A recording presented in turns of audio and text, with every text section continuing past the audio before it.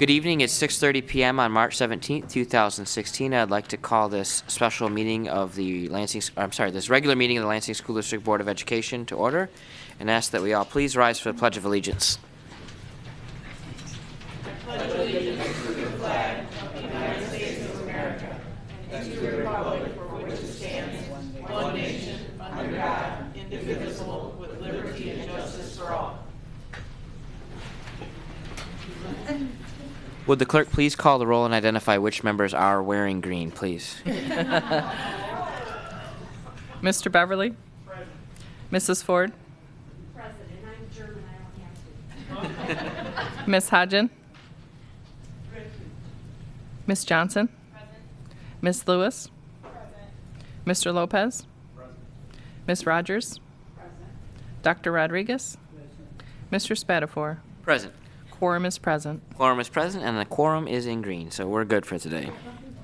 The next thing is additions to the agenda. We have one item that actually has to be removed from the agenda, and that is the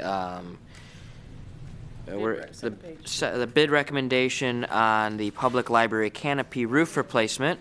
Got some news on that the superintendent would like to share. Right now? Yeah, absolutely.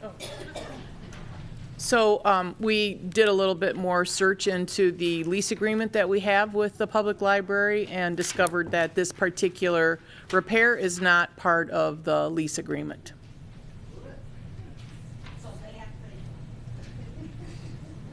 If they want it replaced.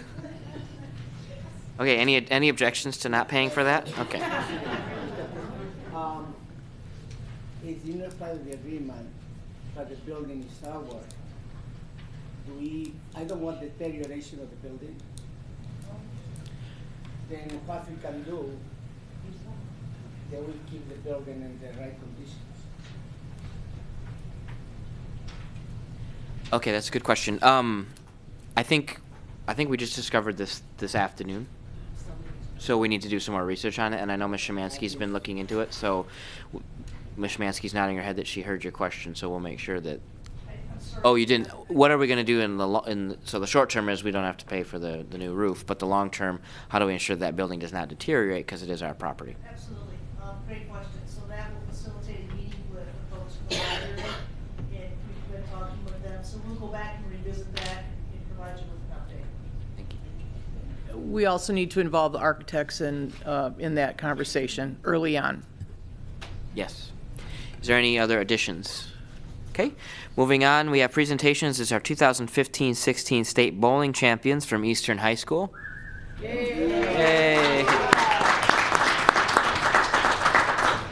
Mr. Mendez, who's here to represent that group?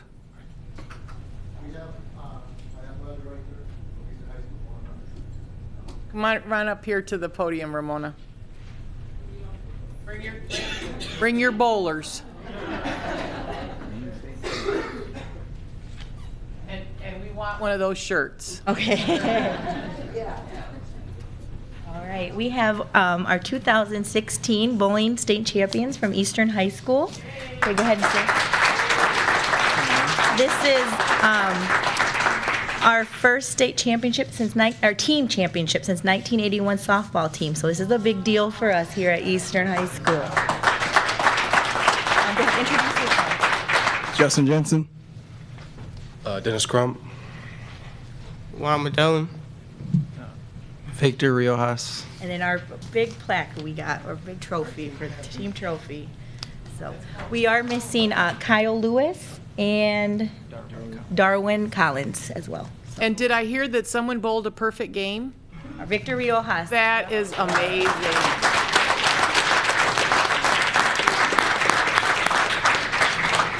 Did you have any splits? No. No, okay. You just went for strikes all the way. That's right. All strikes. All right. That's how much I know about bowling. All right. Good. Oh, go ahead. Yeah. Oh, you guys.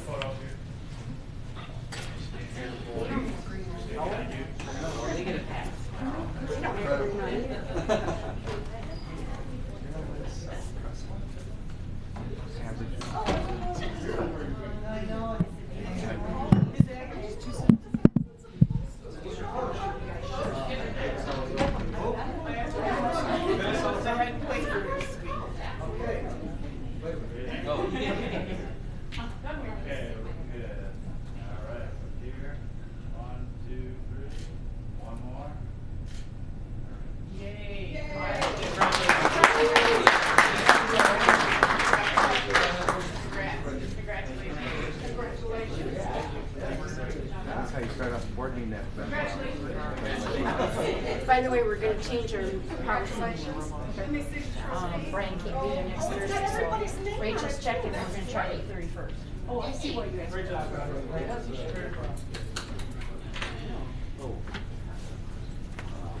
We ever find out who they're coaching?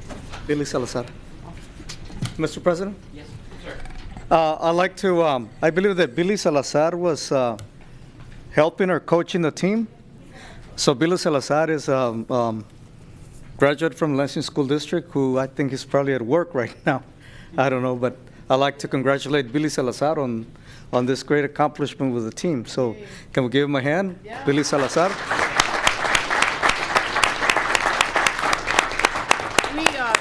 I hope we have some parents in the audience of these wonderful bowlers. Can you please stand up and tell us who you are and tell us why you're so proud of this? We have a podium over here. Come on over and share your good news with us. Yeah. Yeah. And Mr. Williams, we know you're the head Quaker this week, so also if you have a few comments, that would be great.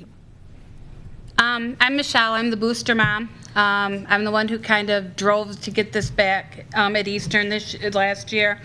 I'm the one without the child here. He just had surgery, so he's at home where he probably should be.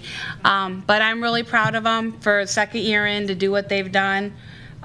They're quite a good group of kids, you know, so I'm proud of them, and we're looking to do it next year. I'm Kathy, Juan Medellин's mom. These boys have been through a lot of obstacles to get to where they are, and they've came together as a team and made it work. It's amazing. It's amazing to see it. I'm for Virginia Crump. I'm the mother of Dennis Crump. I am so proud of these boys and watching them.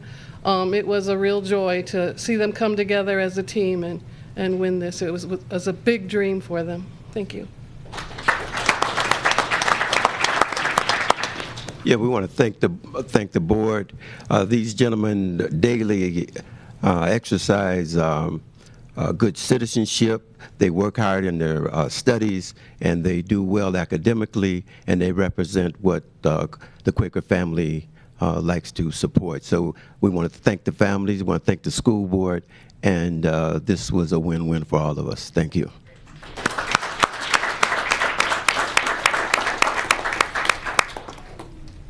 Thank you all for taking time out of your Thursday night to be here. I know there's no place where I'd rather be, but I'm sure there are many other places that you'd like to spend your Thursday night, so thank you. Next up on our list is the Delta Dental presentation to Fairview School.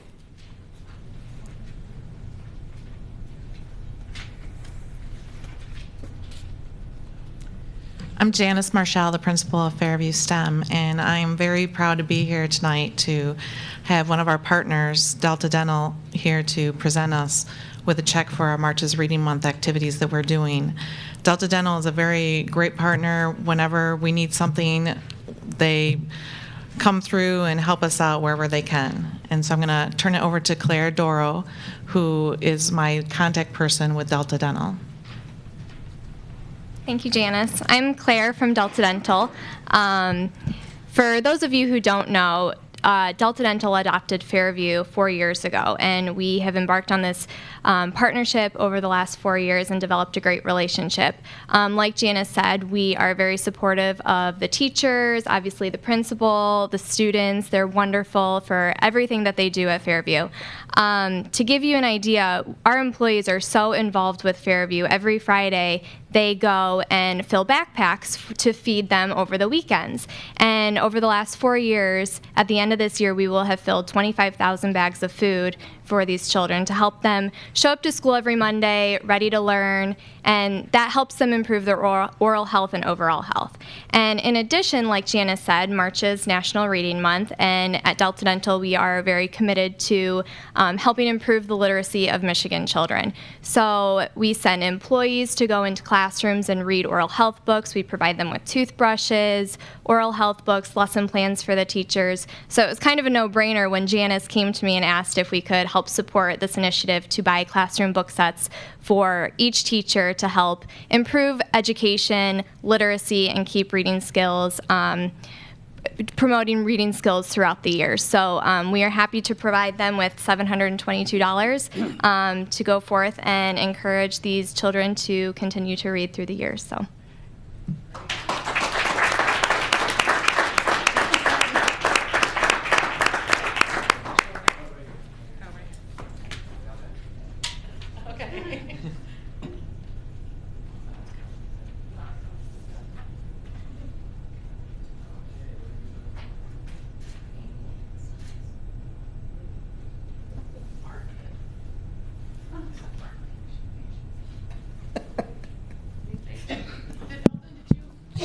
Ask Ms. Hodgen to help you with the Yeah. PR? Thanks, Mayor.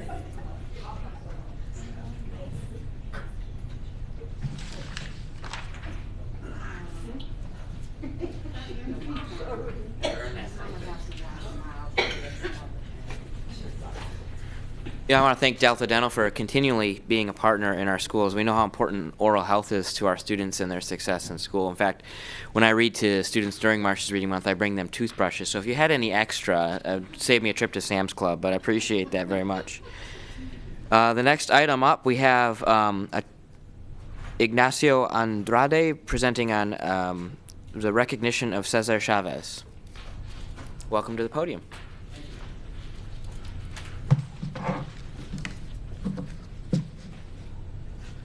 Okay, well, thank you very much, folks in attendance, for allowing me both to share this important opportunity to acknowledge the good work that's going on in the district and our community, but then also to share a bit of the work that I've been fortunate enough to be involved with, and I've been passionate about pursuing the quality education for youth, both K through 12, and then, of course, at the university, in particular, Michigan State University.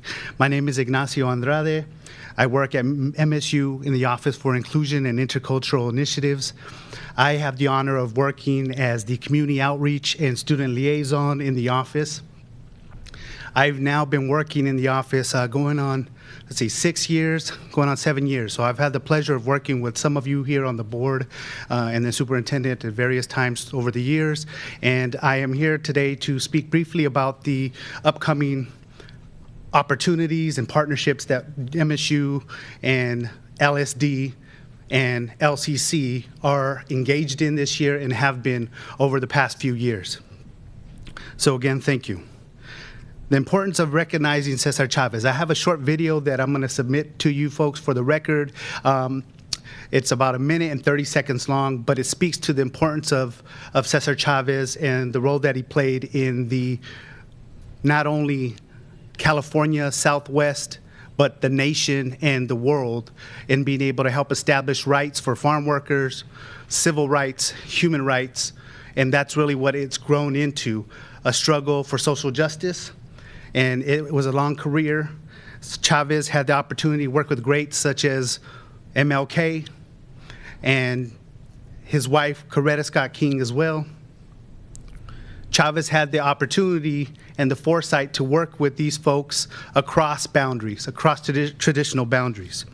So he leaves a legacy that we have the pleasure of standing on the shoulders of giants like himself, like MLK, Dolores Huerta, and so many others.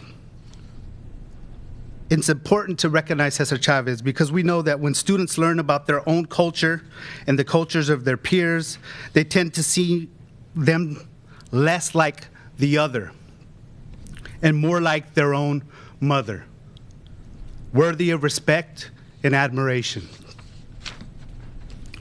In a state like Michigan, this is very important. Segregation, and Michigan in particular is ranked as one of the most, if not the most segregated of all 50 states, depending on what data you look at. It's also in the top 5 every year for hate crimes in the nation, not by percentage, but by sheer volume. California is always first because they have way more people than everybody. Studies have shown that when students get to learn about their own culture, they are more likely to succeed academically overall. Studies have also shown that visiting a college campus increases the chances of students attending college overall. Partnerships that the LSD, LCC, and MSU have engaged upon, in particular around Cesar Chavez, this being the 6th annual Cesar Chavez Student Leadership Conference and Community Leadership Luncheon, have allowed us to leverage our limited community resources and create synergy and opportunities for students in our community that didn't exist before. It is possible to expand these partnerships to include more synergistic engagement. For instance, there is another event coming up the end of March, the beginning of April 9th. That is DDLM, Dia de la Mujer. It's a conference, the biggest conference in the Midwest, having to do with celebrating women. We do not currently engage in a partnership with the Lansing School District, but we have students coming from all over the Midwest. Sometimes we don't connect efficiently with our own backyard.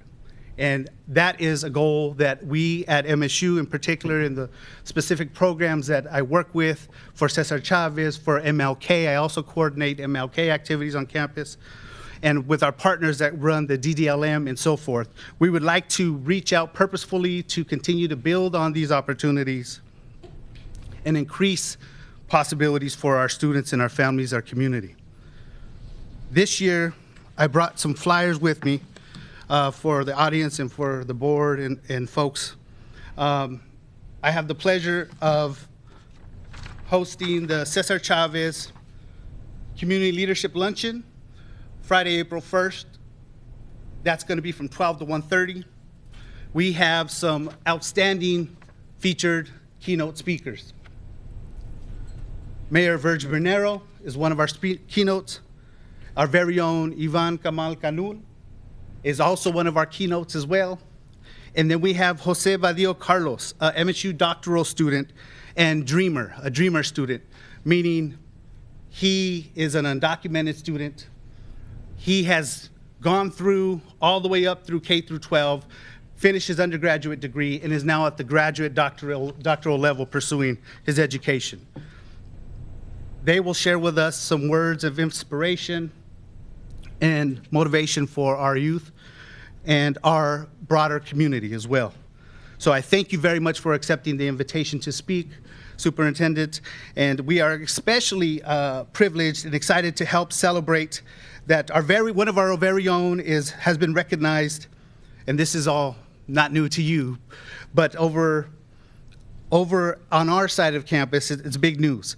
One of our very own has been recognized as the Michigan Superintendent of the Year, and so we want to be able to honor that and let the community know that this is happening right here in our backyard. Great things are happening all over the place. And so the luncheon will end at 1:30, and then the Cesar Chavez Student Leadership Conference will immediately follow from 1:30 to 4. We are working with the district folks to be able to secure a contingent of LSD high school students in particular to participate. Now, the way they participate over the past few years, since the very beginning, has grown. So it's grown from a small group all the way to a bigger and bigger and more buses. We've had to order more buses. And what they do is they start at the schools, we pick them up, we send them to LCC. The reality is for many of our youth, a very viable option of pursuing a higher education is at the community colleges around the nation. And so we want to make that known to them that is a viable option for them. And then we physically transfer them from the LCC to MSU. That's very important because, as you all know, there is a struggle, a challenge between students that start with the intention of transferring from a community college and that actually end up matriculating to the four-year universities. And we want to have it be a solid example, not only through words, but through action and physically transferring them from the community college to the university level. And so we do that. We bring them, bus them over to MSU, and we continue with the Cesar Chavez celebration there at MSU. Finally, we close out with some workshops at the Student Leadership Conference that are put on by MSU students, faculty, staff, administrators, all around leadership skills, social justice, civil rights, and human rights. Because of the participation of the LSD, we have been blessed enough to continue to expand upon the success that we've had, and we are looking forward to continuing to grow opportunities. So I come with a message that Dr. Nino Rodriguez had just briefly heard a little about over at our coordinating meeting on campus, and that was with the desire for MSU students at the graduate level. The Council of Graduate Students indicated when they participated in our coordinating Chavez Committee, Planning Committee meeting, that they wanted to do something. They heard the talk that was going on around the table, in particular from the Dreamer college student that we talked about earlier. And the Council of Graduate Students would like to explore working specifically with the Lansing School District to establish a scholarship specifically for Dreamer students that are coming out of the Lansing School District going to MSU. So these are small steps, but steps that are important and moving in the right direction to continue to increase partnerships, to continue to build on foundations that were built by many in this room, but then also, like we know, by greats like Cesar Chavez, MLK, Dolores Huerta in the past. So what I'd like to do is close with a sincere thank you for the opportunity to speak to you tonight, and really express my admiration for the work that you do. I believe, I am an engineer myself. My wife is in medical school. That we came out from California, mechanical engineer. She's studying, she'll have her MD at the College of Human Medicine if it all works out here shortly. And to me, the most important profession on the planet is that of an educator. Not only the teacher, but the administrators, the folks that form the team that allow the education to be able to connect to our youth, that is going to help them to transform themselves, their families, and their communities for the better. So I want to really tip my hat to all of you. It's not easy work, and very often it comes with little to no praise. So heartfelt thank you to all of you for the good work that you do day in and day out that often goes unnoticed. So thank you. If you have any questions, I'll entertain those at this time. Other than that, thank you very much for your time.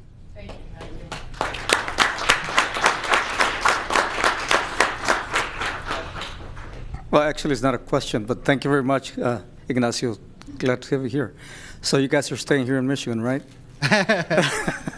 Once your wife graduates from college? You know, it's hard to get used to the snow, but my mother-in-law, I've worked with Guillermo for years now, and so my mother-in-law comes out from time to time, and she remembers Guillermo. She always asks us about Guillermo because Guillermo tries to tell her, you should really have them stay here, talk to them, make them stay here. So there's beautiful people out here, and I never close a door before I get to it, so you never know.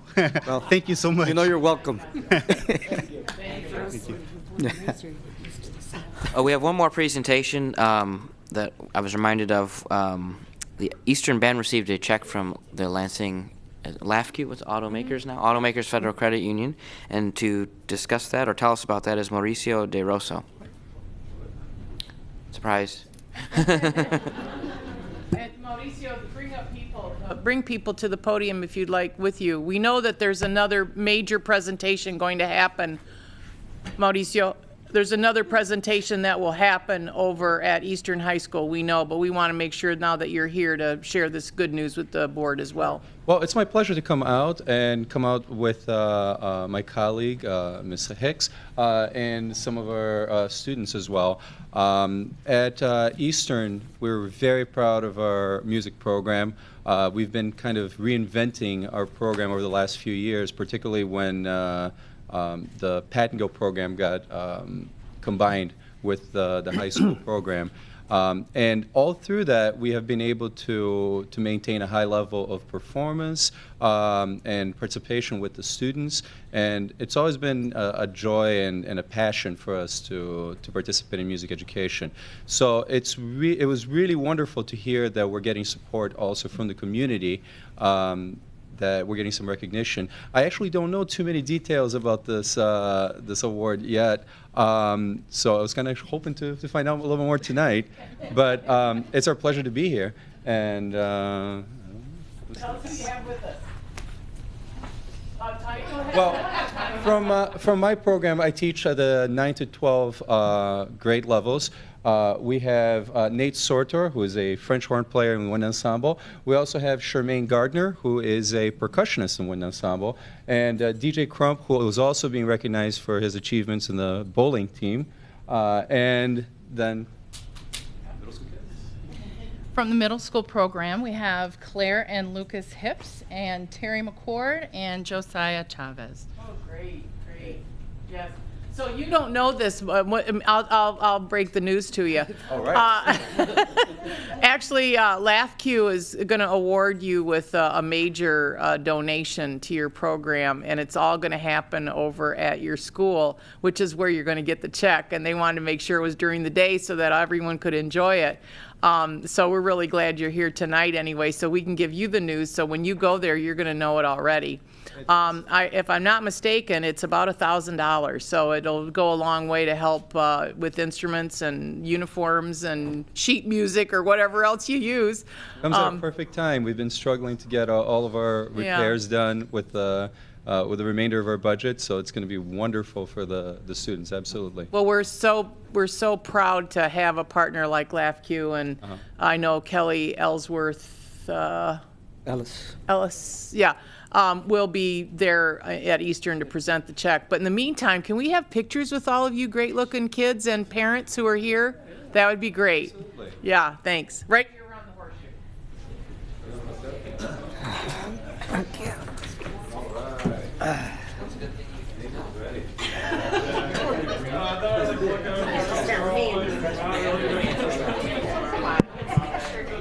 Kids, what are you here for?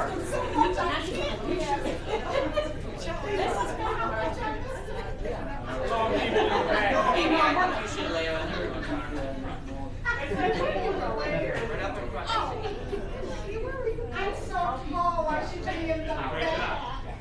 Alright, here we go.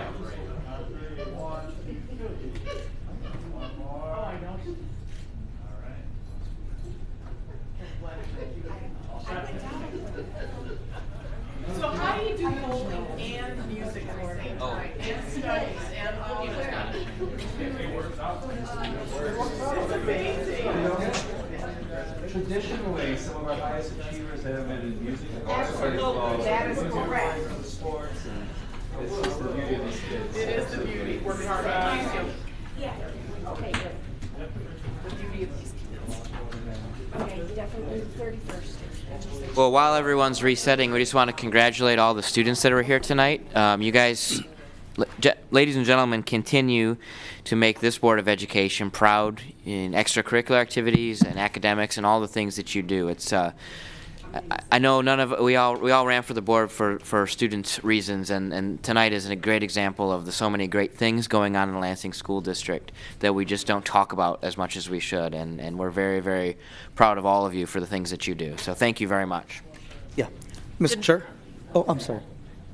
Go ahead. Yeah, if I may piggyback on Ignacio's presentation, I should have done it at that time, but because we are celebrating Chavez in this particular time period, there's also another program coming up on the 26th of March. That is the Cesar Chavez 6th Annual Dinner Fundraiser. It's at Local 652, and it's put on by the Lansing for Cesar Chavez Committee.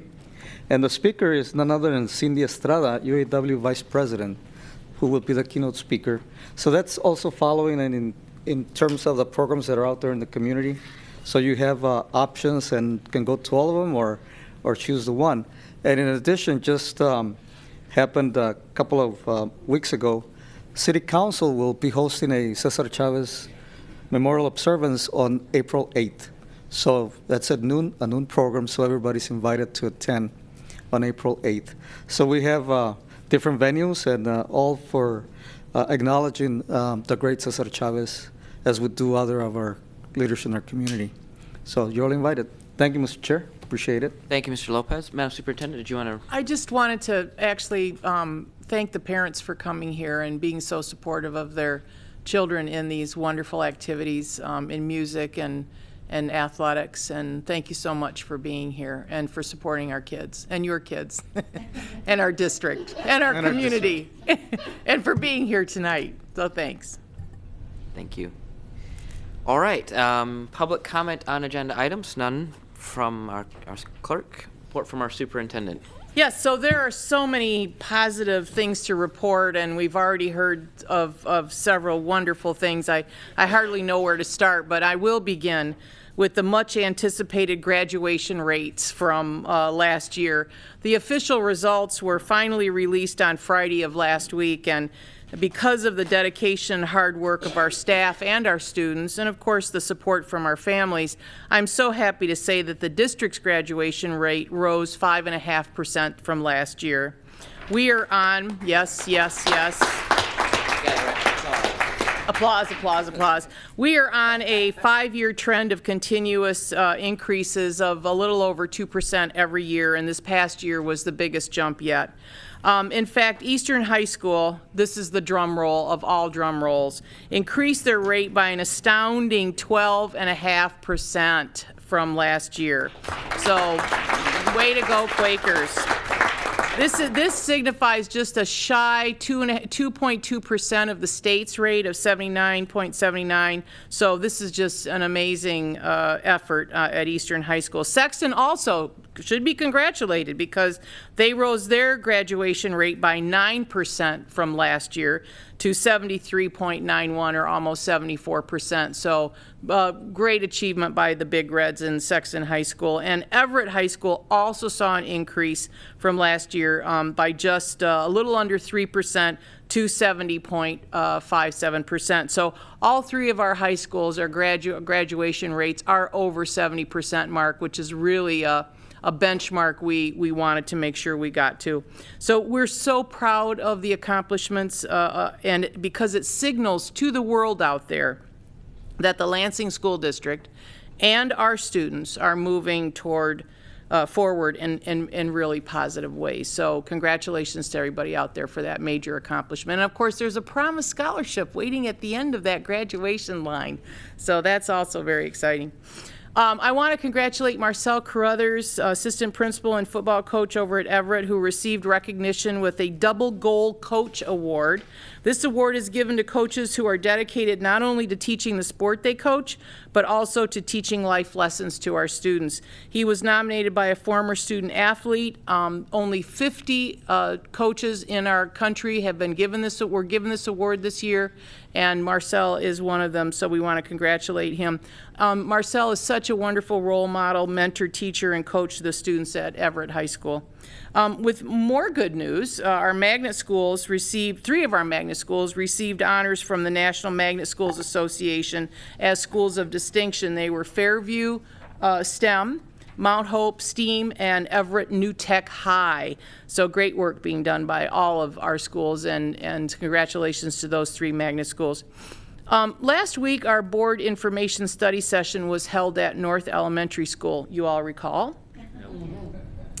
And I want to thank the staff. It was wonderful. I want to thank the staff at North, all of the staff at North, for providing such a wonderfully welcoming environment. Principal Rodriguez Peña and Assistant Principal Hoisington had students welcome the board in the many languages spoken at North.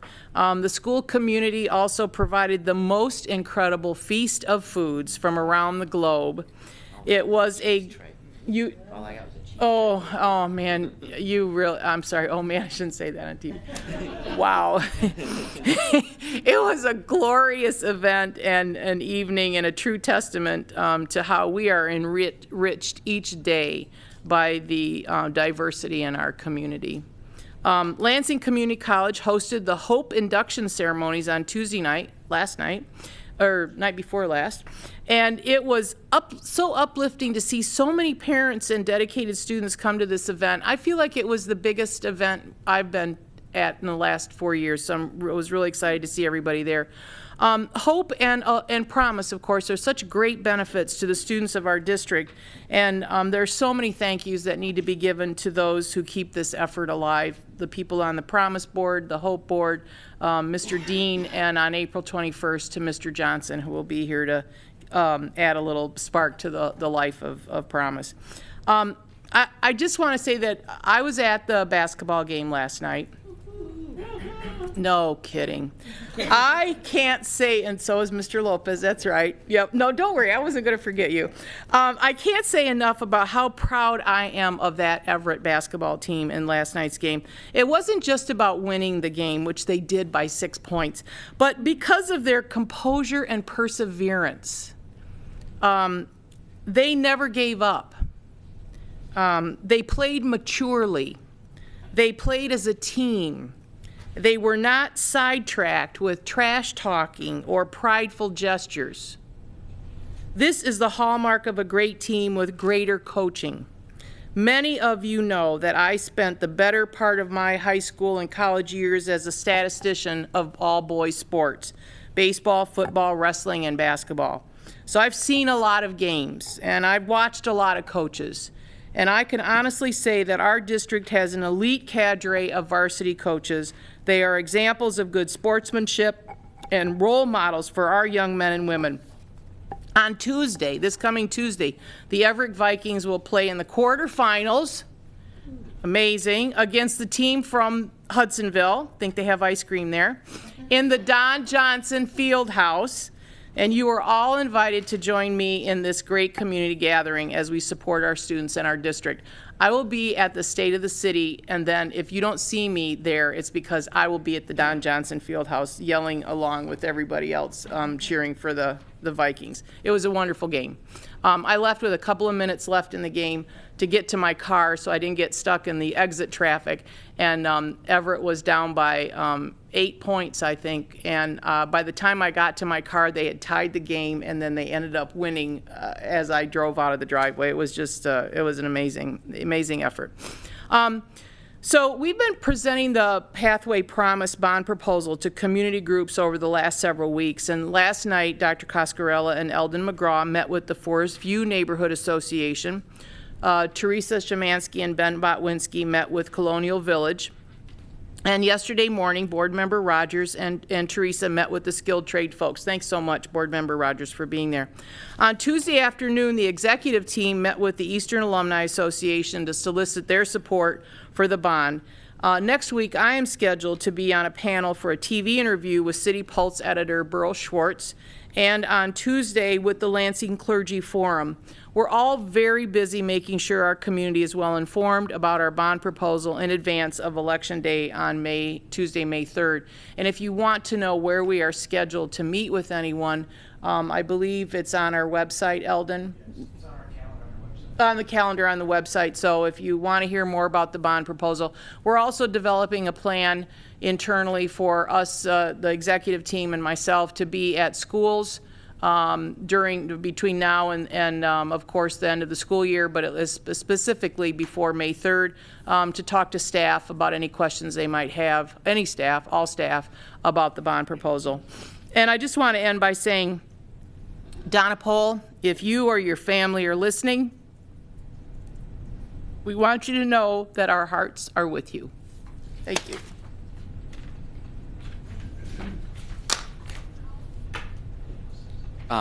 Thank you, Madam Superintendent. You're welcome. The next item is report from committees. Do any committees wish to report? Very good. Moving on to the consent docket. You only get one chance. Is there a motion to move that the items listed on the consent docket be approved as presented? It's been moved by Mr. Beverly and supported by Ms. Lewis. All those in favor say aye. Aye. All those opposed? Motion carries 9-0. Next item is the treasurer's report. Is there a motion that the treasurer's report as detailed in the attachment be received and the expenditures for February be approved? Mr. President?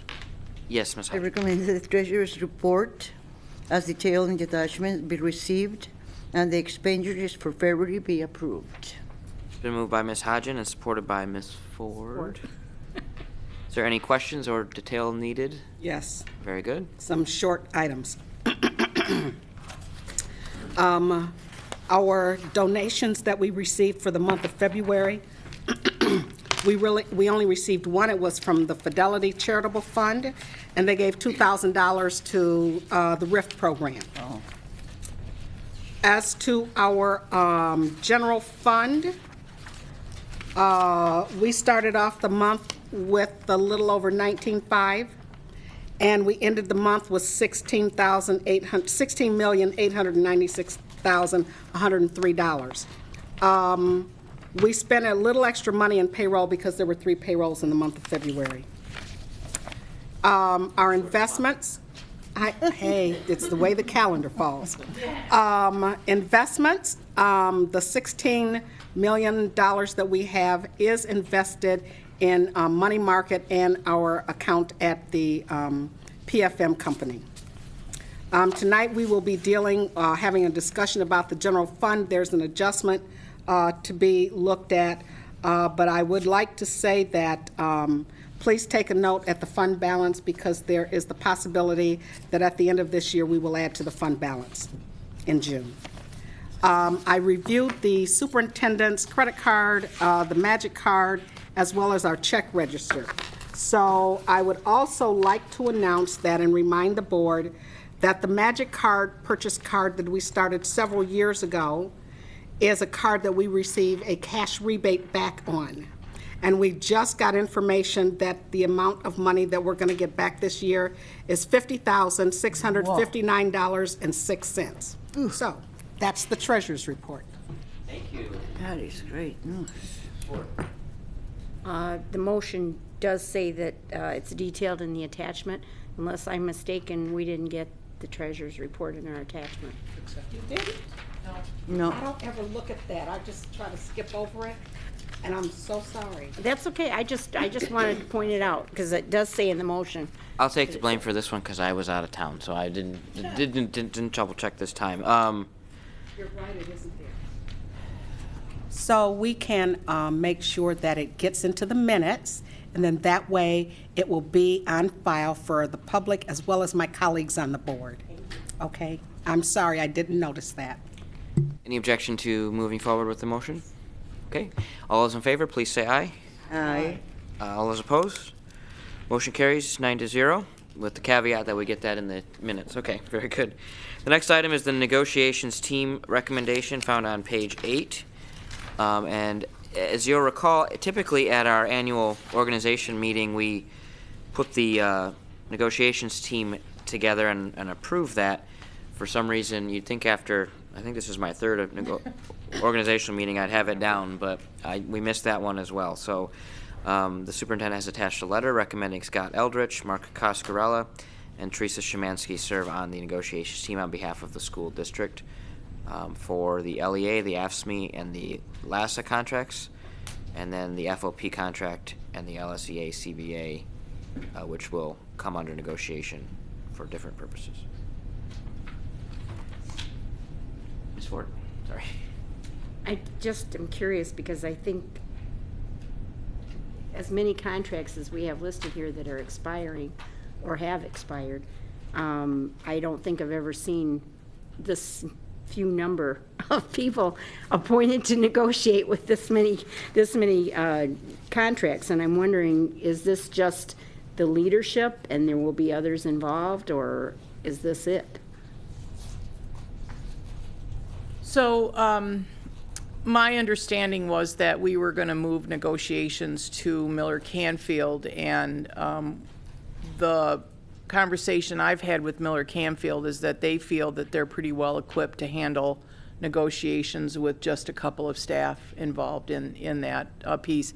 And it, you know, if we look at the contracts, the one that has probably the meatiest negotiation is going to be the LEA one. And the AFSCME, we haven't even begun that conversation yet, so, yep. Ms. Lewis? Just want to clarify with the superintendent. So this means that only the individuals listed in this group can sign any LOAs, any agreements, or does that include this listing yourself, or? Question mark. The TAs? Yes. Yeah, the team that's here would be eligible to sign TAs. In this team. Yeah. And I understood you didn't want me to sign TAs. No, we don't. Ms. Hodgins? So, Madam Superintendent,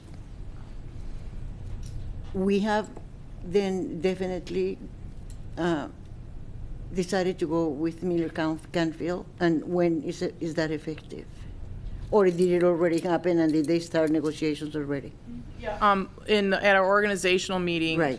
The board voted to, with the lineup, and so they've already started setting up meetings, and we've already met with them in, sort of informally, but we're using the matrix that I provided early on with regards to what the boundaries might be. I would like to meet with board officers to review that matrix to make sure that those are the boundaries we're talking about for negotiations. So. And so, as Mrs. Lewis asked, Ms. Lewis, your team, executive team, will be able to, in your absence, or make decisions and approve or disapprove?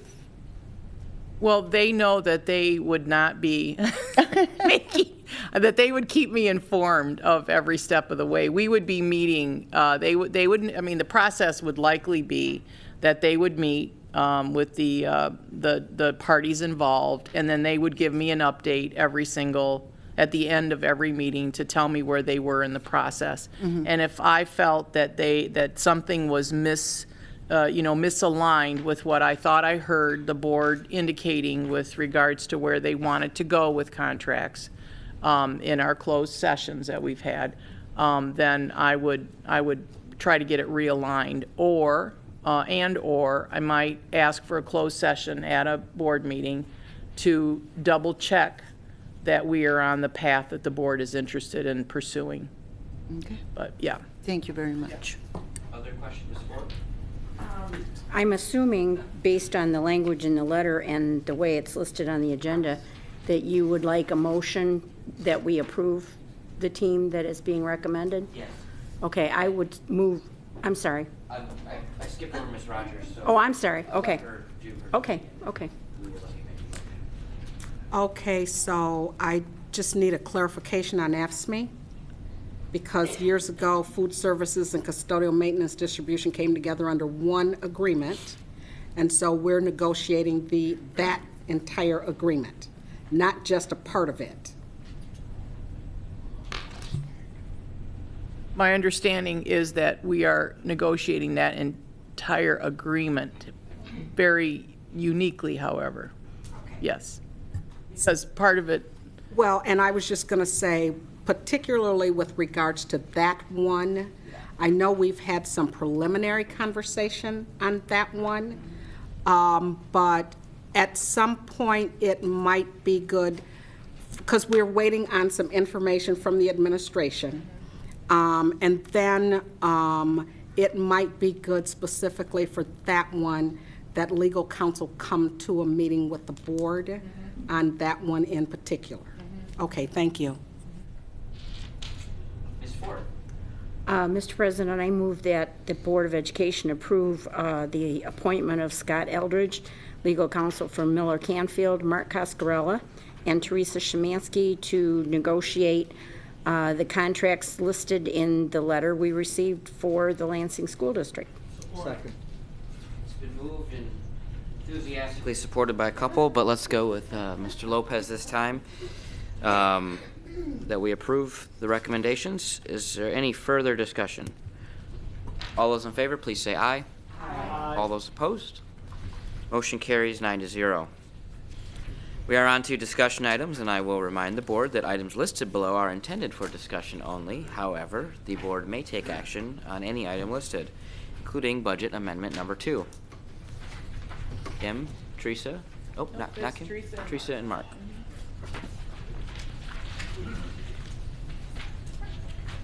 Just ruining Kim's night then. You guys look great behind those new tables. Nice. Well, good evening. Good evening.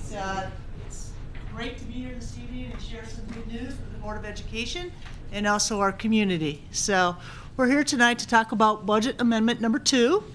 The last time we gathered was in December, which is when we shared information about budget amendment number 1. So since then, we have an update as to how we're doing with our general fund budget.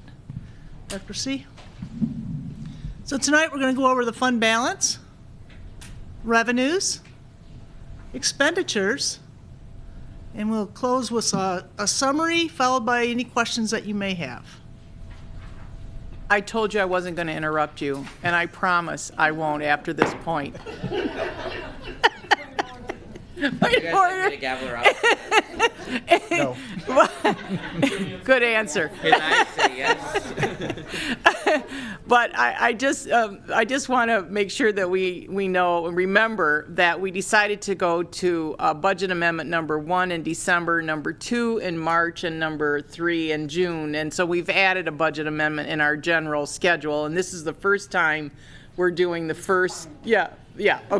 While we're interrupting their cadence, I just want to say also this was a goal established by the board in the strategic plan as part of our finances continually monitoring. So thank you for keeping on top of that monitoring. We're all going to look at you, Shirley, because this has been your pet project, but it's really important that we do maintain this diligence, so thank you. And I will gavel her down, even though you specifically, both of you, remember, requested me not to. Okay. Let's go to the good news, shall we? Thank you. Fund balance. Back in December when we came to you, we shared with you that amendment number 1, we estimated our fund balance at being $9,600,000. Well, tonight we're sharing with you a fund balance estimate of $9,731,000, which is an increase of $131,000. So, shall we see how we got the numbers? Dr. C? Thanks, Teresa. We're going to take a look at our non-categorical revenue. So this is the money that's coming into our school district, and what this slide demonstrates is the differences between what was budgeted and what actually came in. So let's take a look first at the decreases. This is money that, again, was budgeted for. There was a decrease in property taxes from the estimated amount that we budgeted for at the beginning. Also, the ISD revenue, primarily Medicaid outreach, that's due to special education funding and how many students we have with special education. There was a decrease of about $241,000 there. And other financing sources. This has to do with the Go Math materials. Some funds were just moved to a second year. It's a bookkeeping thing. We're not actually losing that money. It's going to come back to us in future years. There were also some increases in some of the revenues, specifically in state aid of about $58,000, and also the indirect costs with food service. So when you add all of those numbers up, there was actually a decrease in the revenue that was budgeted for this time of year of about $402,000.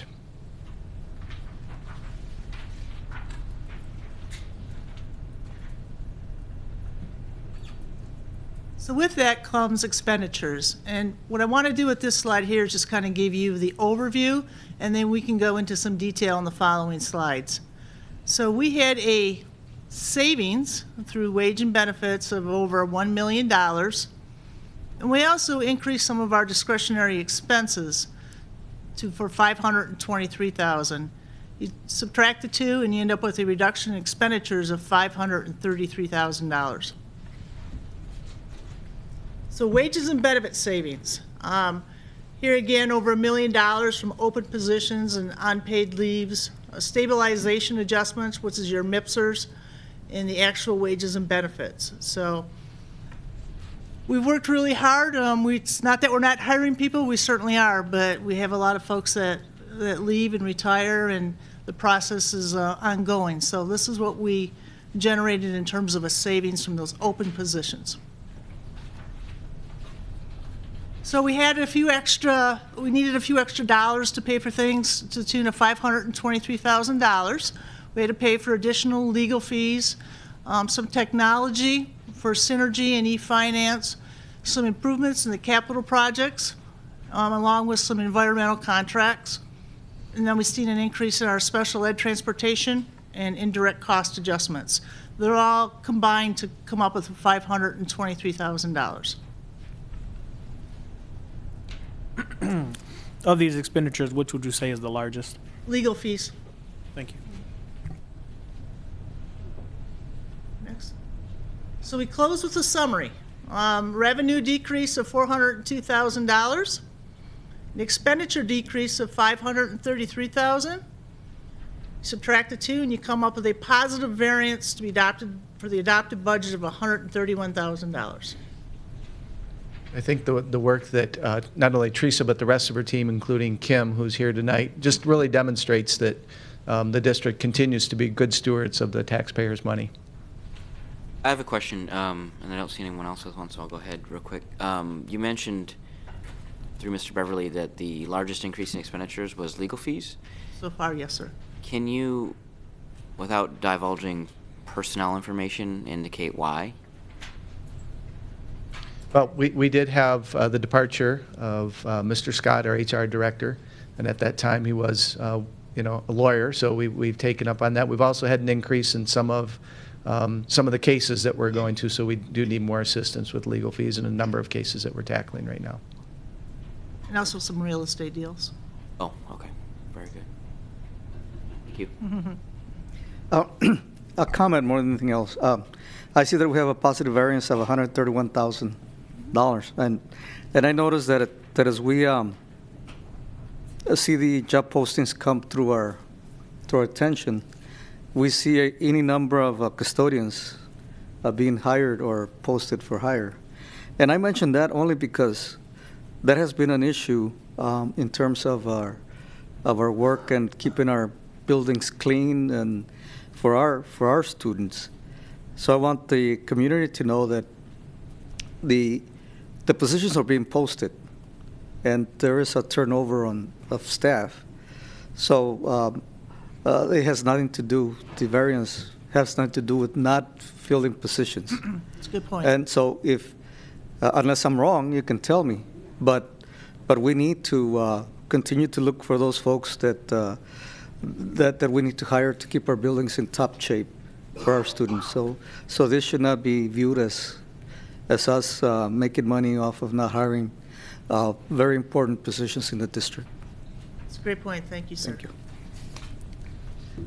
Other questions? Dr. Rodriguez. Thank you. It's not here, but maybe in the future we need to know how is the substitute teachers are coming in the district and how much we spend in that and how maybe gives a kind of report on that. Actually, we're going to do that during an intermediate information study session on the attendance incentive to see how the expenses in sub. So very good idea. We'll make sure that data is ready for you. Other questions? No. This is a discussion item, but I'm sensing Myra wanting to get right back into things. Why not? Mr. President, I would like to move that we approve the resolution for amendment number 2 to our budget. It's been moved by Ms. Ford, supported by Mr. Beverly. Is there any further discussion? All those in, we need a roll call on this one, please. Oh, I'm sorry. Okay, roll call. Mr. Beverly? Yes. Mrs. Ford? Yes. Ms. Hodgen? Yes. Ms. Johnson? Yes. Ms. Lewis? Yes. Mr. Lopez? Yes.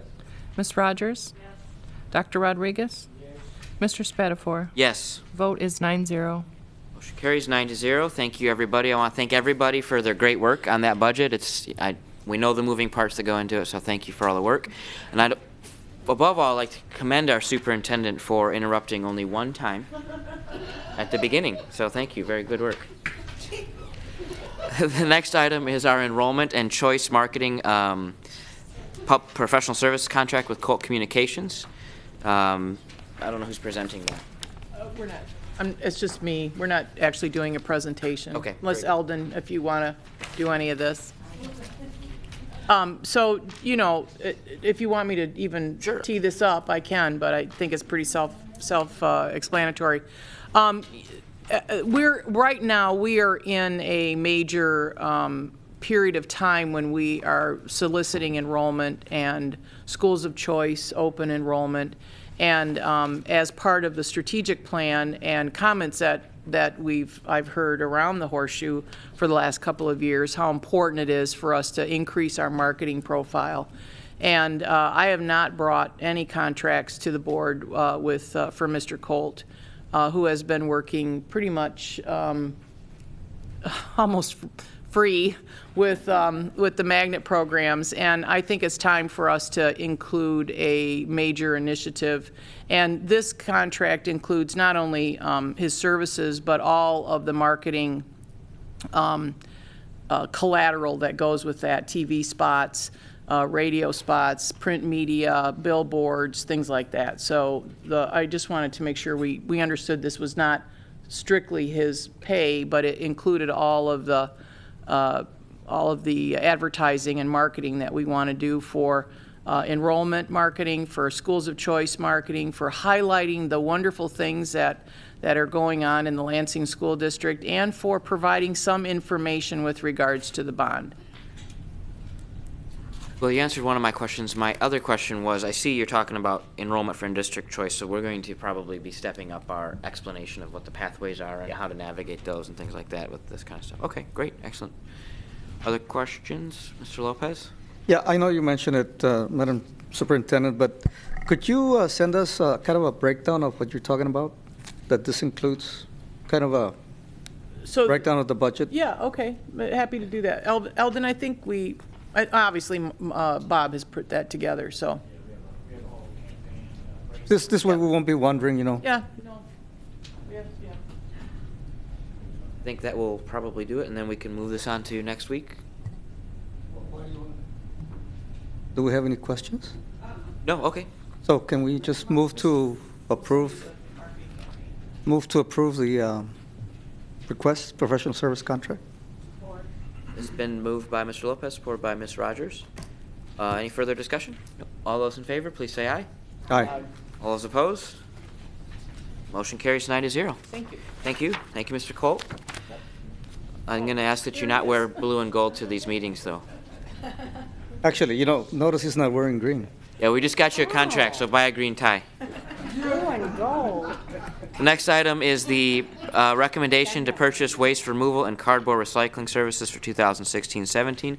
Sounds pretty self-explanatory at $93,000 with Granger Container Services. Do we need a presentation or any questions?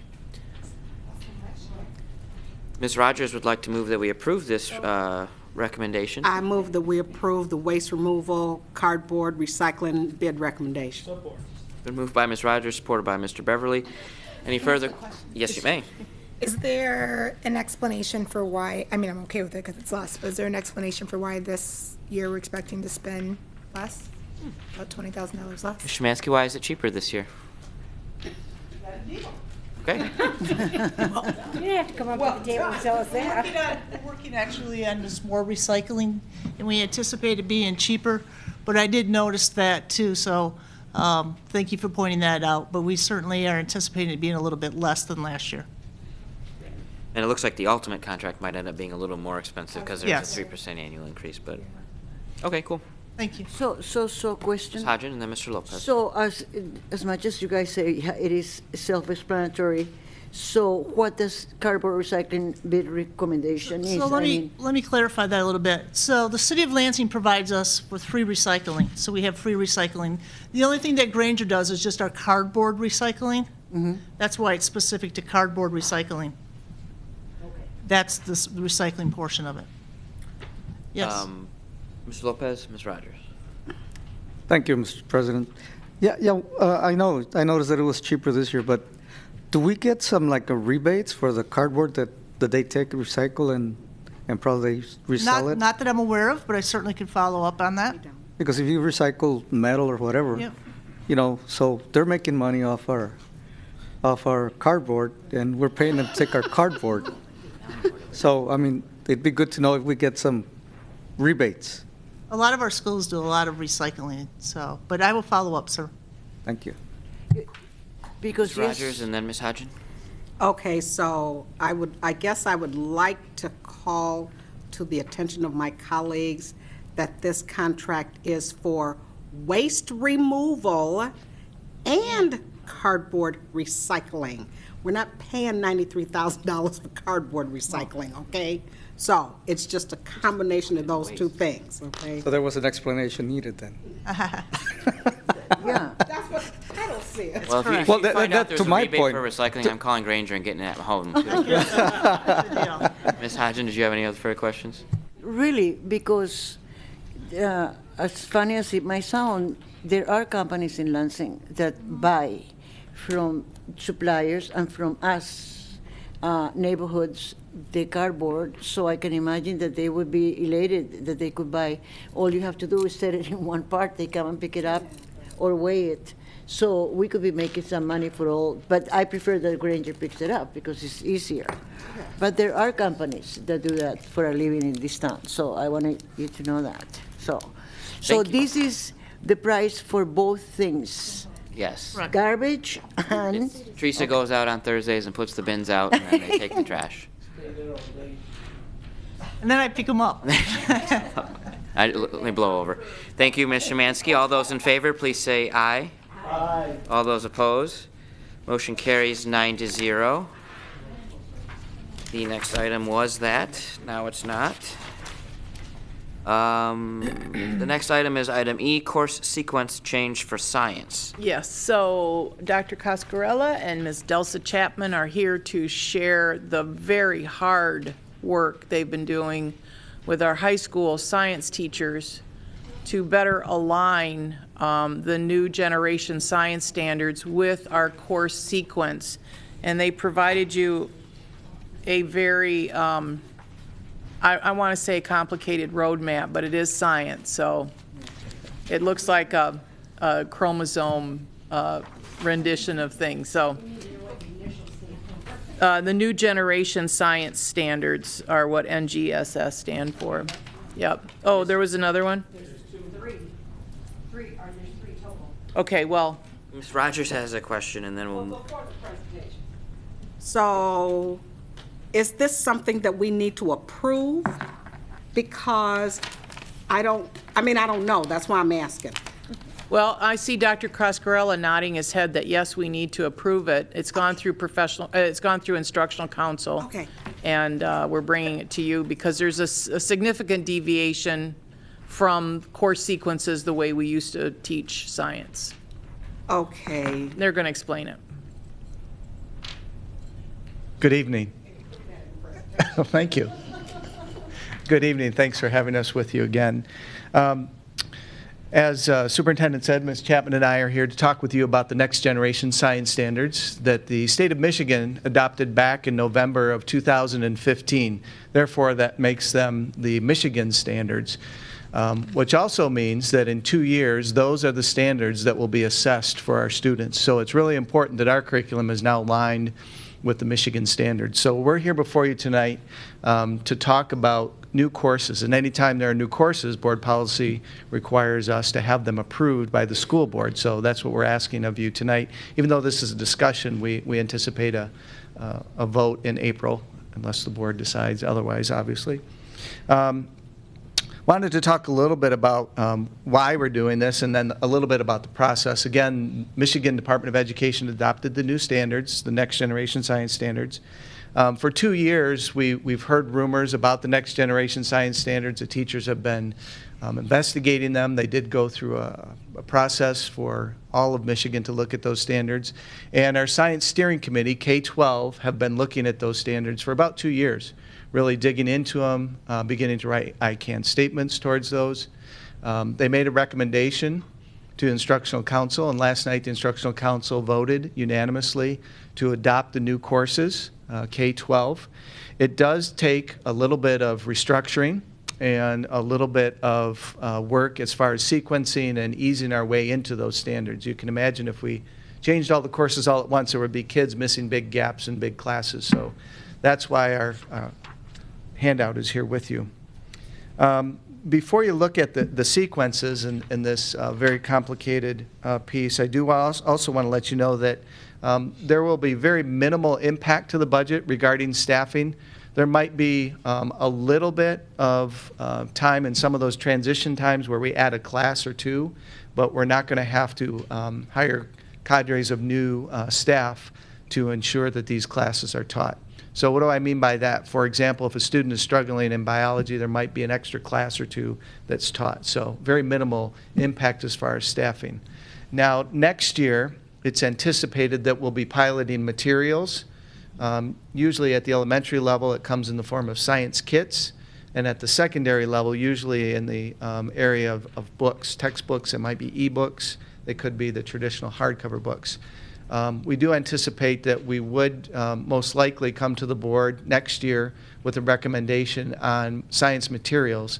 So I do want to be forthcoming in saying that there will be added costs both with materials and then also probably professional development for our teachers, learning how those science courses need to be implemented. I do also want to say that the next generation science standards are much more rigorous. So as we look through the complicated chart that we have here, you'll see some deviations in some of how classes are traditionally taught. Ms. Chapman's going to get into that in a little bit more detail.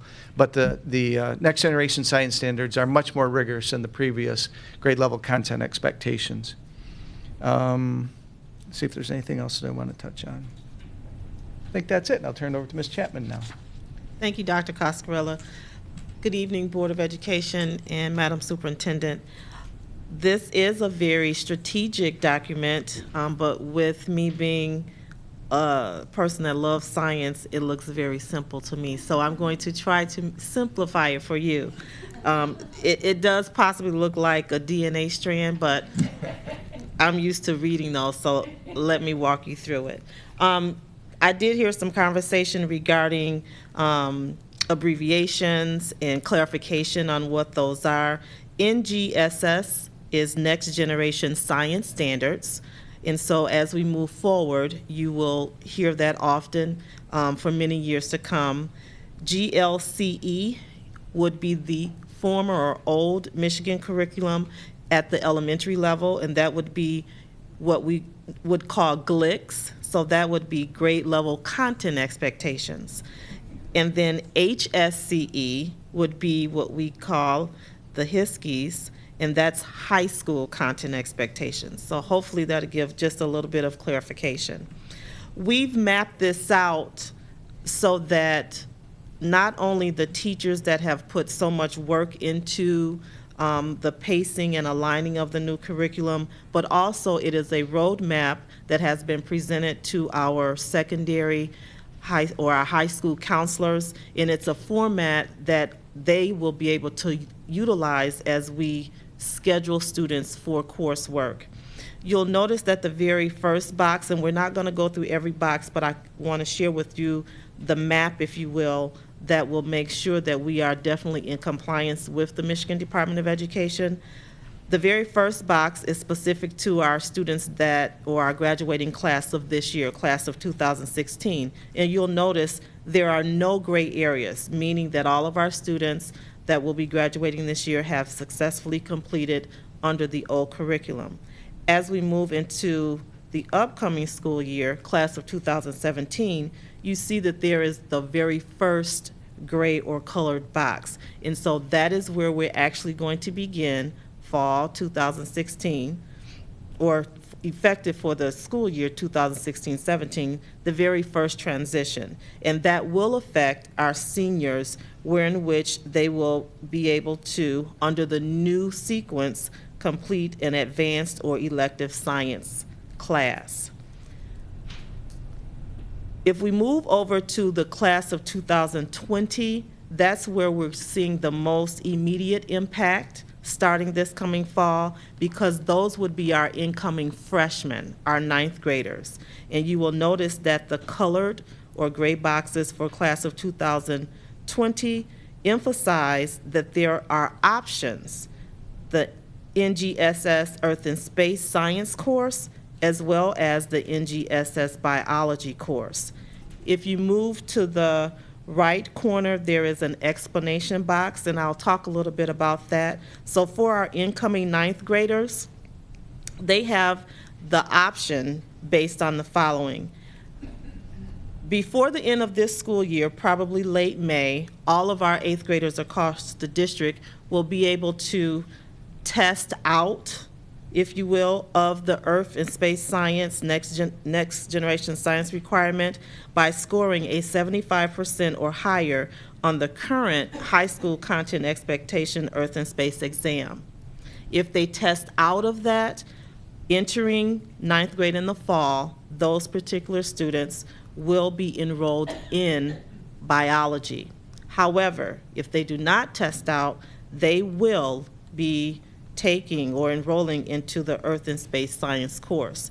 That particular course is currently taught at the 8th grade level. However, with the new curriculum, it is more befitting because of the conceptualization concepts that are covered in the new curriculum, as well as our new assessment alignment with SAT. It is going to be more befitting for our students to enroll in that course at that time. Additionally, we will have a new option wherein which students in their sophomore year will no longer be enrolled in chemistry and physics for a full school year, but we are following the next generation science standards wherein which they will enroll and complete chemistry for 1 semester and physics for 1 semester. The current or old curriculum, if you will, it forces our students to choose one or the other. And in our research and as we went through the pacing of the curriculum, we would be limiting our students in forcing them to make that choice, especially our students that are looking forward to enrolling in post-secondary education that have a STEM focus, or more specifically in concepts that are science and math specific. Ms. Chapman, if I could add on to that great explanation just for a second. Students, and specifically looking at the class of 2020, this is a big change for our kids and our teachers as well. While the vote at Instructional Council was unanimous, there were a few teachers across the district that were concerned about moving chemistry and physics into one course. And what's important to know about the next generation science standards is the standards are much more limited. There are fewer of them in order to go deeper. So instead of, for example, trying to memorize very complicated formulas like how to balance moles and things like that, they're going deeper into the concepts about science, chemistry and physics in particular. In this class of 2000, it's important to note, if you look at the seniors, there's an opportunity that 12th grade year to take an advanced science class or an elective. So if you have a student that's really interested in engineering and they didn't get a full year of chemistry or physics, they still have an opportunity to take it for a full year as an AP class or something like that. So I just wanted to make that point really clear for everyone, that some people were worried about those top students that really wanted to go on to a science program. Those opportunities are still there for our kids.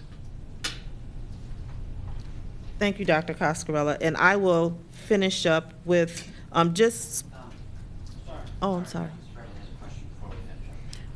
So that last statement led me to one of my questions. What, if any, variation is there for STEM pathways versus other pathways in terms of the pathway promise? Are they all following this same, or is this just the science? Is this just the STEM pathway, I guess is what I'm saying. So I want to make sure I understand your question. Is this just the STEM, or is it for all of our high schools? If it's not, right. If there, what variation would there be? That's a really good question. This is the traditional comprehensive look at what we would do for high schools. So all three of our high schools would follow this pattern. There certainly are opportunities for those STEM initiatives to come in as we move forward. These are the basic level. We would anticipate moving on top of those with some of the partners that we do have. Thank you. You're welcome.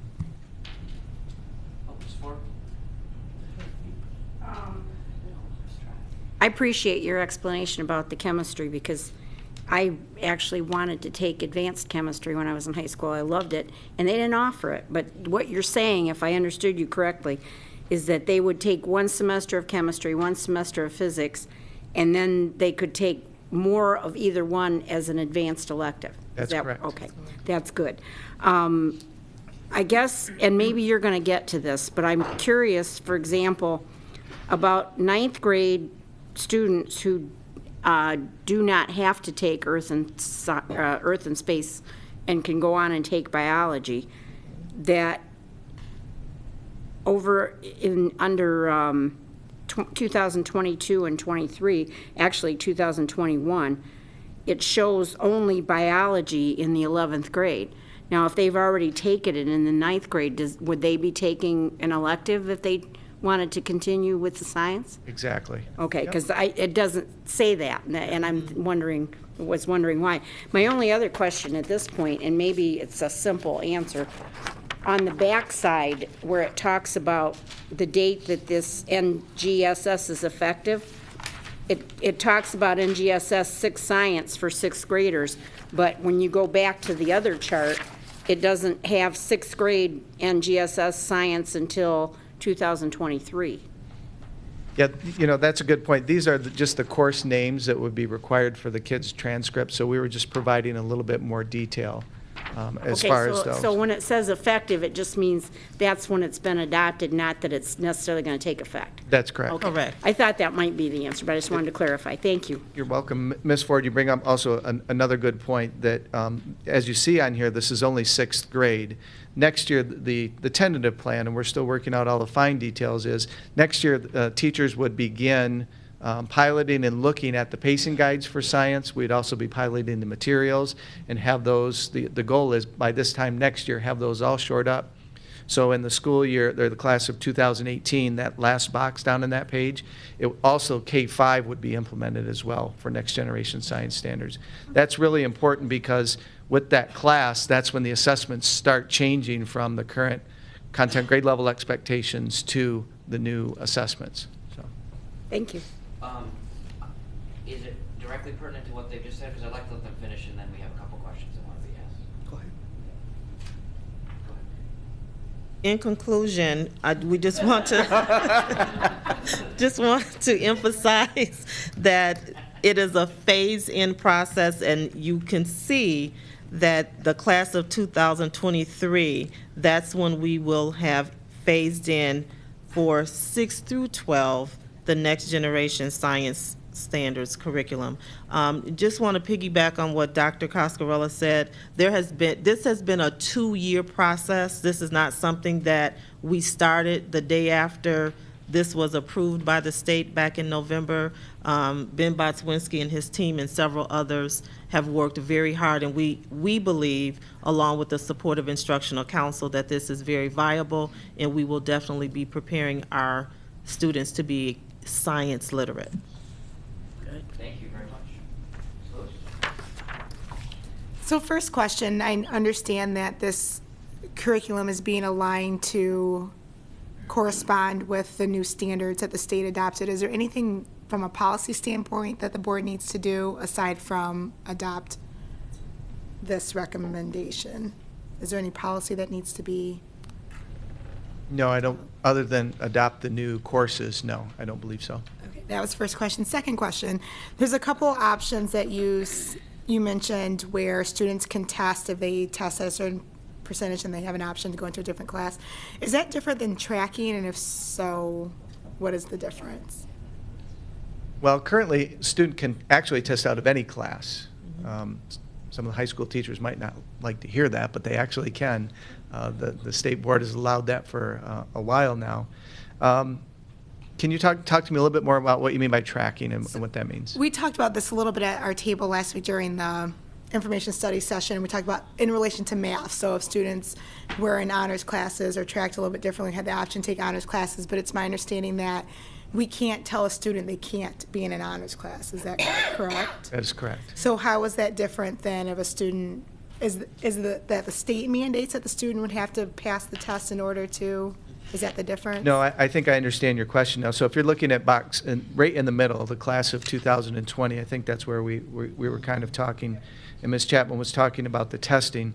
What that's designed to do is to ensure that students are ready for that class, and if students they don't need that class, in other words, they can test out of it, they can pass the final exam, if you will, of the earth science class, they don't need to take it again, and they can move on to biology, which then the next year opens up, or excuse me, 2 years from them, opens up another elective for them.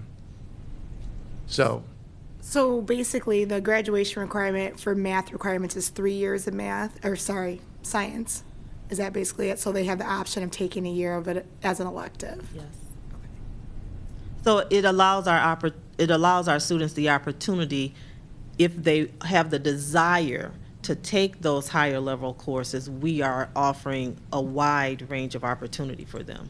with this sequence. Yeah, the way the current law is, they have to take biology, chemistry or physics, and then an elective in science.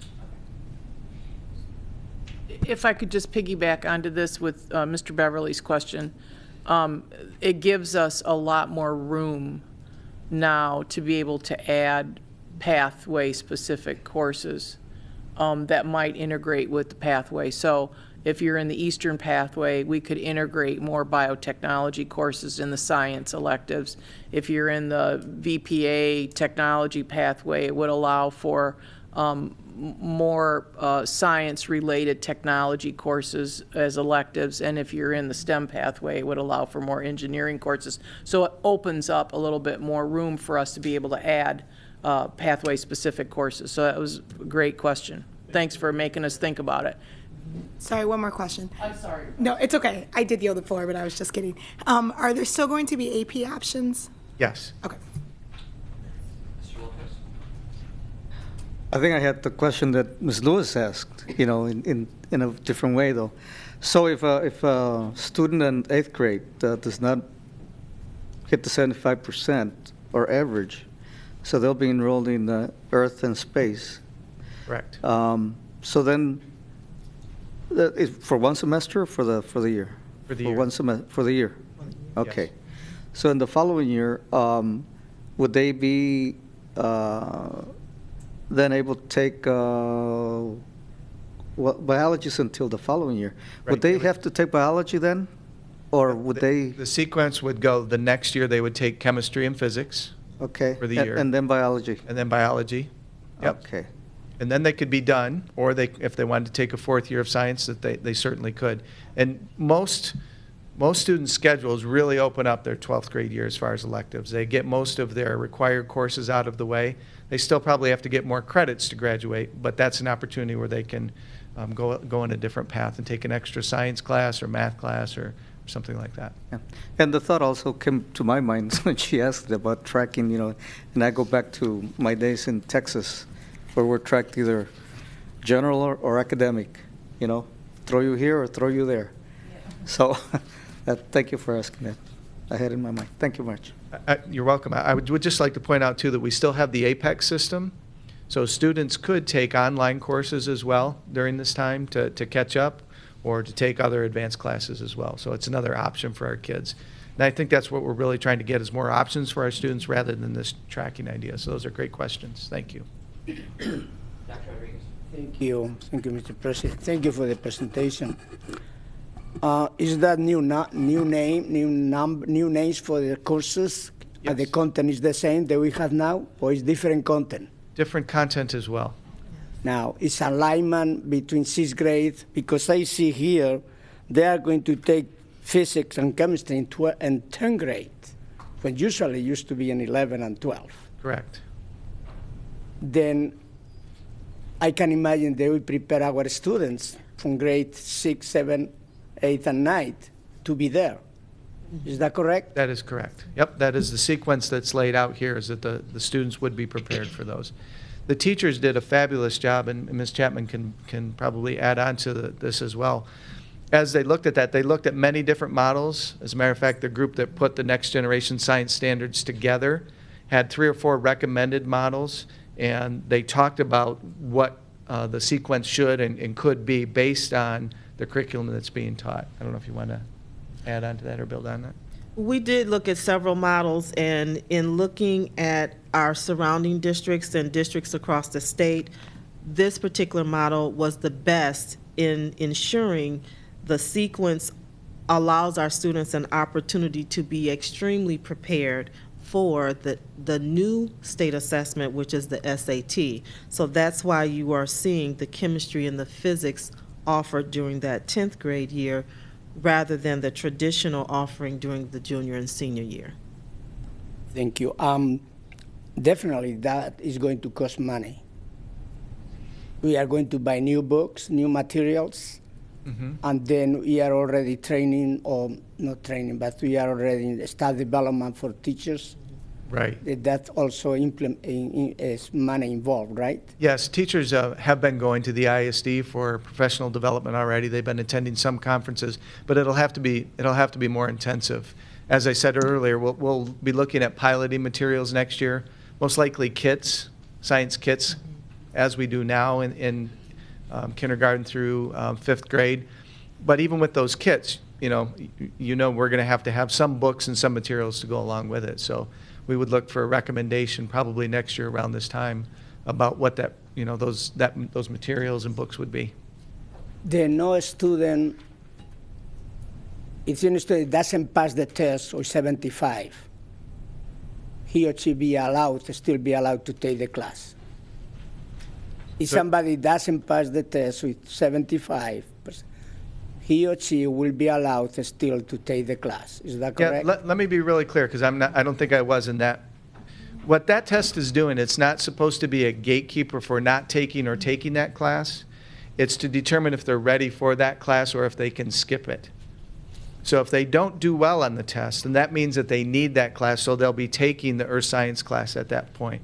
If they pass the test, that means that they don't have to take that test and they can move on to biology. Because the year before, those 8th grade students will have taken earth science. And there's no need to make them repeat the class if they already know the material and they've done well.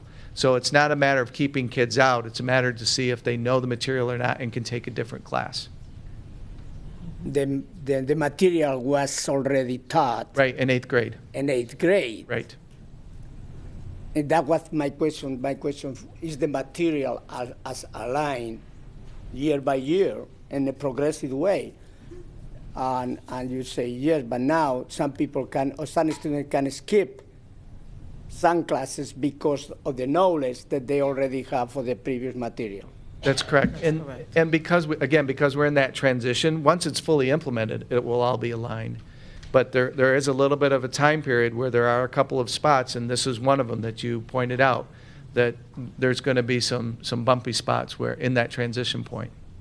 And my final question, and that is subjective, how you as a professional, and because that is dictating from the state, then how the teachers and you as a professional feel that this plan is better than the one we have now? It's better, Dr. Rodriguez, because it allows our students to receive a depth of knowledge of science. And as I stated earlier, it allows them ample in a greater opportunity to become more science literate. And so as we're phasing it in over time, as the assessment at K-5 changes, as well as making sure that our students that will be taking the high school test, and even with our M-STEP, those next generation science standards have been embedded. That yes, they're required by the state, but they're embedded in the curriculum, and we need to make sure that our sequencing of how we teach that content is appropriate for our students. Thank you for the presentation. Ms. Rogers, then Ms. Ford. Okay. I just want to make sure I'm clear in understanding. The class of 2017, in the 12th grade, they're going to have the opportunity to only take advanced or elective science classes because, excuse me, they're still operating under the current guidelines of biology, physics, or chemistry, an elective course in the 11th grade. That completes the graduation requirement. However, they can get another science class in the 12th grade. Correct. So that's what this means. So we can carry that through all the way to the end, 2023, when everything will be fully implemented beginning in the 6th grade. Correct. Correct? Okay. On the issue of chemistry and physics, I am one of those who could do chemistry and could not do physics. So, is a student going to be required to do chemistry and physics? Yes. And the reason for that Not is fair. It's not gonna happen. You could balance moles, but the physics part of it was just not there. It was just too much. I couldn't do it. The essential reason for that, as Ms. Chapman pointed out, the next generation science standards are more rigorous, but there are fewer of them. You know, the chemistry teachers had all of these high school content expectations, and there were a plethora of them, just tons. And they were wonderful. And they were wonderful. And the same thing with the physics folks. They were not so wonderful, right? But they had to teach so many that, you know, you didn't get a chance to go in depth with a lot of them. So kids didn't come away with a real good understanding. Now, to be fair, some of the teachers point out that when you do that, there are basic requirements or things that kids might not get, prerequisite skills, to be able to do chemistry and physics in the same year. So we have to pay attention to that as we move forward. That's a fair criticism of pushing those two courses together. They're really going to have to cut down what they try to cover and rather teach with depth. Our science scores would also indicate that this is probably a pretty good plan. Okay, so then I take the chemistry, I do really well, get a really good grade, and I flunk the physics. What happens to me?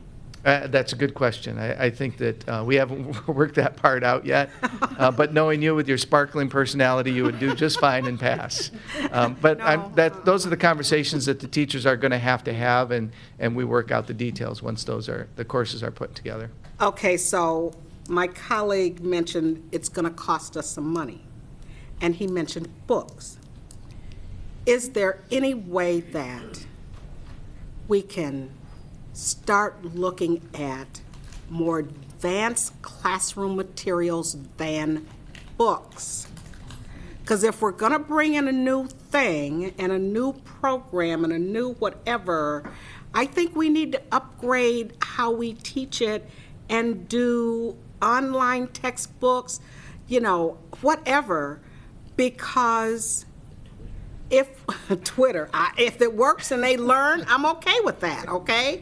All I'm saying is to constantly talk about upgrading and doing new things, but then when it comes to purchasing materials, we still do it the way they were doing it in the 50s. That doesn't track well for me. So I at least want us to consider that, please. Absolutely. I would rather not spend money on textbooks. Right. Because by the time they get here and we get them out, we need new ones the next year anyway. And I just soon buy the program online, okay? So, and then finally, are there any other areas besides science that we need to do this same thing for in terms of our curriculum in the district? Not currently. Not currently. Social studies is being looked at, but it's more of a reorganization rather than, this is a massive change for. Right, I know. For the curriculum. But, and I'm only asking that because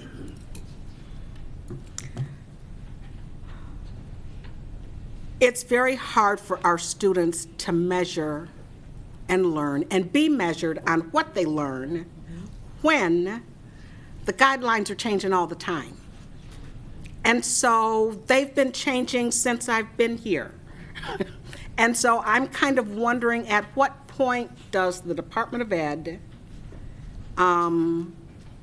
stop doing new things enough to see if what they've already done works or has benefit before they decide to change it all again?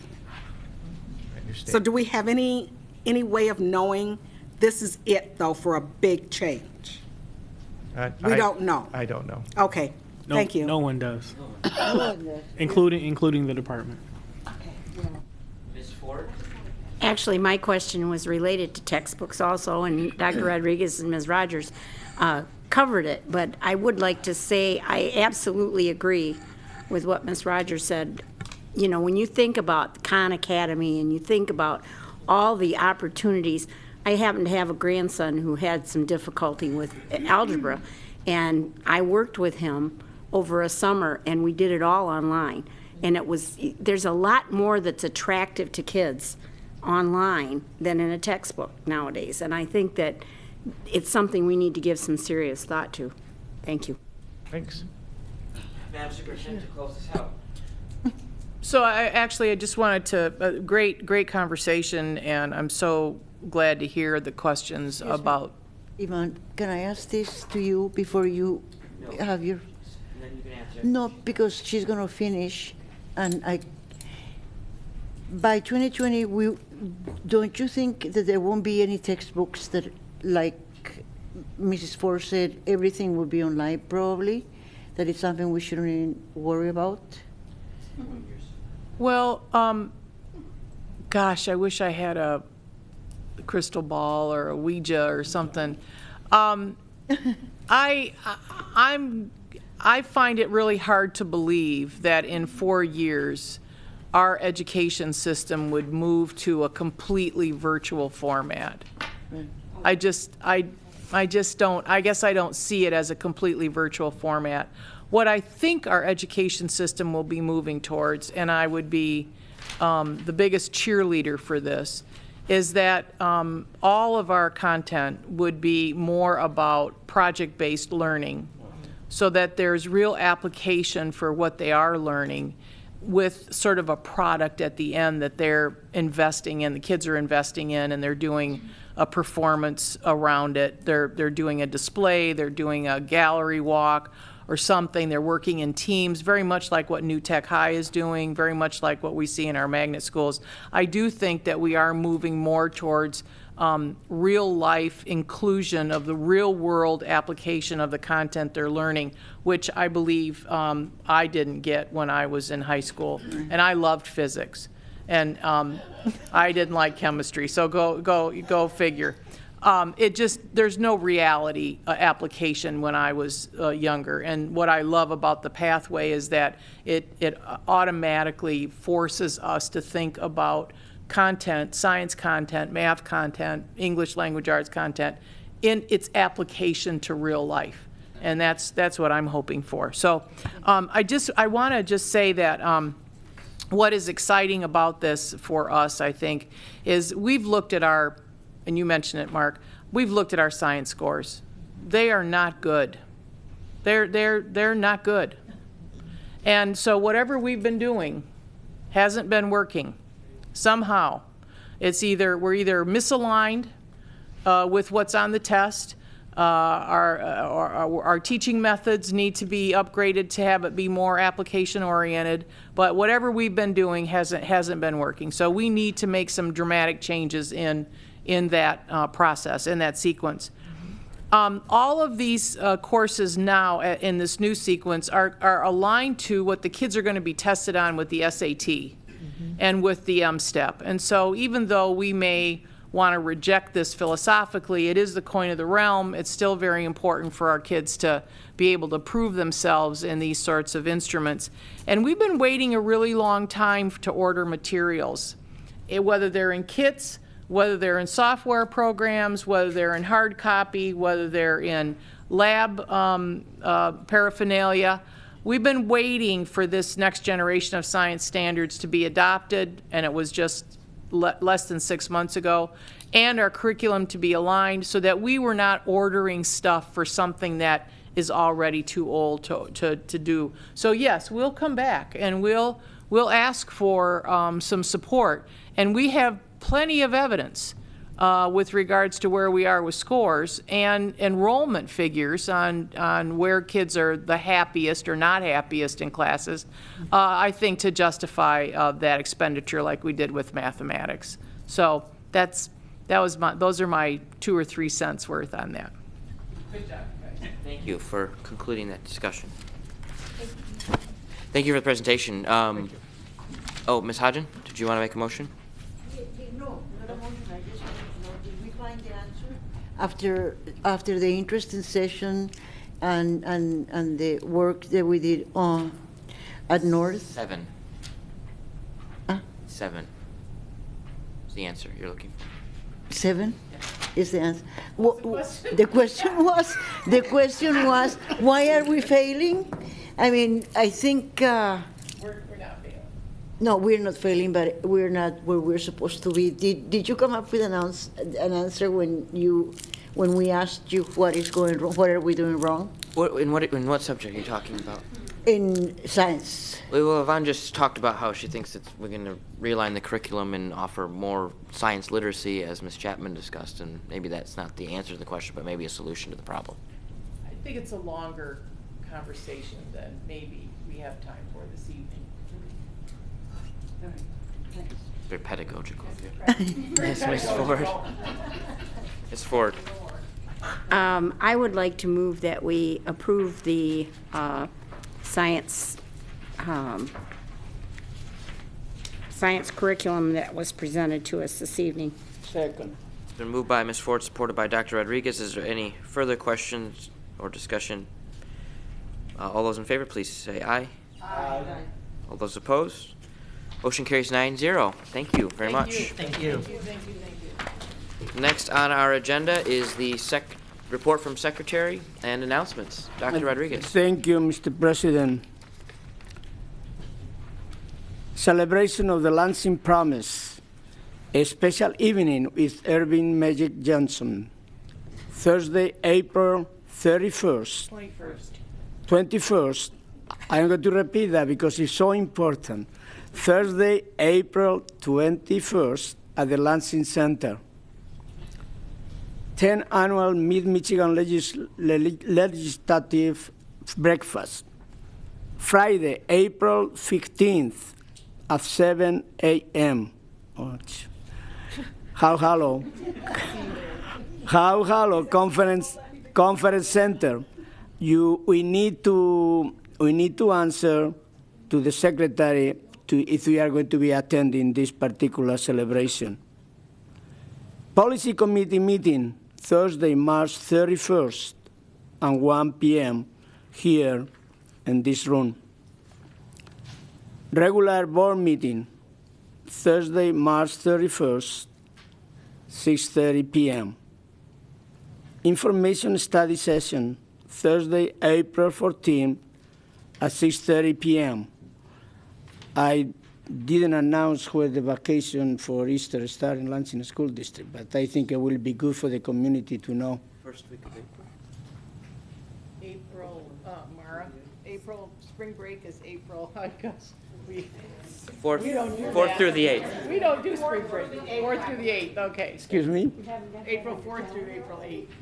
Okay, Lansing School District Easter vacation will be April 4 to April the 8th. Thank you, Mr. President. Okay. And I just want to spring break, and I want to remind the board too that the March 31st board meeting is tentatively scheduled, and we will make the announcement as to whether that will be canceled or not based upon the needs of the district to have things approved and whatnot. If they can wait, we will encourage that they wait. Well, and as much as they presented and we approved so much tonight, hopefully they'll take that under advisement when it comes to March 31st. It's all Teresa. Ms. Lewis had one more item before we moved on to public I comment. just wanted to say to my colleagues on the board and the superintendent's team and the superintendent, I'm sorry for the amount of times my phone rang this evening. I had to step out. Between the time I left my office and got here this morning, I had to find home for 4 kids, and I did. But I apologize that I had to keep stepping out. Thanks, guys. We want to welcome Myron back. Oh, yeah. I mean, look at her. Look Coming at her. From Florida. Welcome back, Miss. Yeah, you're letting your hair grow. You're going to be a hippie soon. Is there any public comment? No public comment. With nothing else before the Board of Education, we are adjourned.